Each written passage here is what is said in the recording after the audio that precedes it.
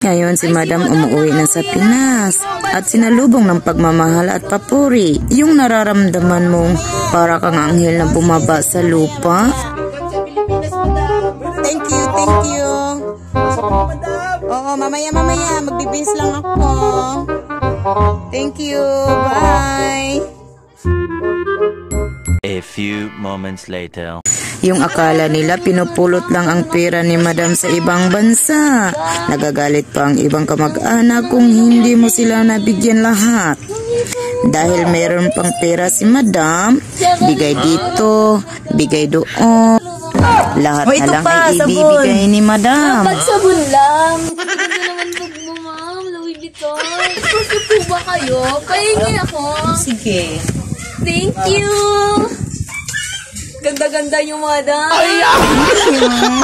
Masarap yung iPhone 14 Pro Max. Yes! Lahat ng gusto mo ibibigay ni Madam.